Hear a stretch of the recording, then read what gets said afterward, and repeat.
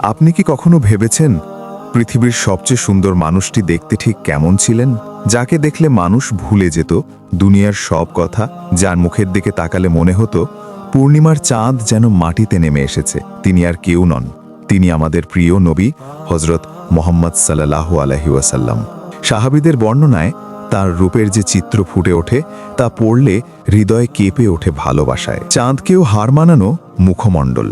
হযরত জাবির ইবনে সামুরা রাদিয়াল্লাহু আনহু বলেন, এক রাতে আমি রাসূলুল্লাহ সাল্লাল্লাহু আলাইহি ওয়াসাল্লামের দিকে তাকালাম, আবার চাঁদের দিকে তাকালাম। তিনি তখন লাল পোশাক পরিহিত ছিলেন। আমার কাছে তিনি চাঁদের চেয়েও বেশি সুন্দর মনে হলেন। তিরমিজি।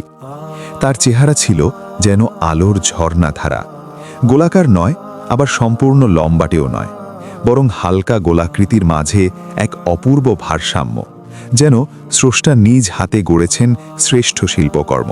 তার গায়ের রং ছিল উজ্জ্বল গৌরবর্ণ, ধবধবে সাদাও নয়, কালোও নয়, বরং যেন গোলাপের পাপড়িতে চাঁদের আলো পড়েছে, এমন এক নুরানি আভা, যে চোখে লুকিয়েছিল মহাসাগরের গভীরতা।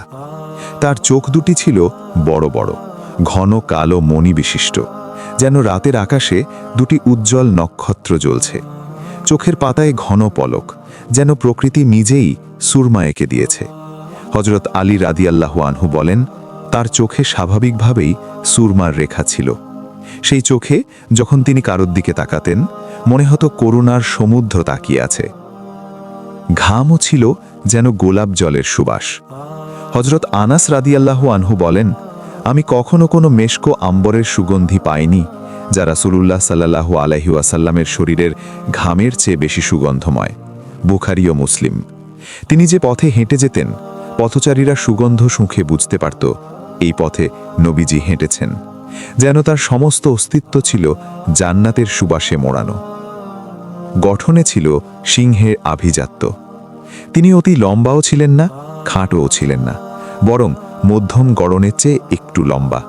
তার কাঁধ ছিল প্রশস্ত, যেন দায়িত্বের পাহাড় বহন করার জন্যই তৈরি। বুক ছিল চওড়া, হাতের তালু ছিল মাংসল ও নরম, রেশমের চেয়েও কোমল।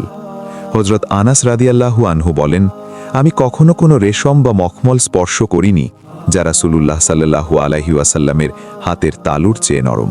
হাসি ছিল যেন ভোরের প্রথম আলো। তিনি যখন হাসতেন, মুখ থেকে যেন নূর বিচ্ছুরিত হতো। তার দাঁতগুলো ছিল শুভ্র মুক্তার মতো ঝকঝকে। সামনের দাঁতের ফাঁকে ছিল হালকা ব্যবধান, যা তার হাসিকে করত আরও মোহনীয়।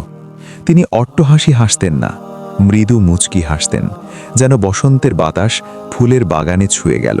চুল ছিল যেন রাতের কালো রেশম। তার চুল ছিল ঘন কালো, কানের লতি পর্যন্ত ঝুলত, কখনো কাঁধের পর্যন্ত। একেবারে কোঁকড়ানোও নয়, সোজাও নয়, বরং হালকা ঢেউ খেলানো, যেন শান্ত নদীর ঢেউ। শেষ কথা, হযরত হিন্দ ইবনে আবি হালা রাদিয়াল্লাহু আনহু তার বর্ণনা শেষ করে বলেছিলেন, যিনি হঠাৎ তাকে দেখতেন তিনি সমীহে ভরে যেতেন, আর যিনি মেলামেশা করে তাকে চিনতেন তিনি ভালোবাসায় ডুবে যেতেন। তিনি ছিলেন এমন এক সৌন্দর্যের প্রতীক, বাইরের রূপে চাঁদ, ভেতরের রূপে রহমত, আর চরিত্রে সমগ্র মানবতার আদর্শ। আল্লাহ তাকে বানিয়েছিলেন সৃষ্টির শ্রেষ্ঠ, শুধু গুণে নয়, রূপেও। সাল্লাল্লাহু আলাইহি ওয়াসাল্লাম। তার উপর অগণিত দরুদ ও সালাম।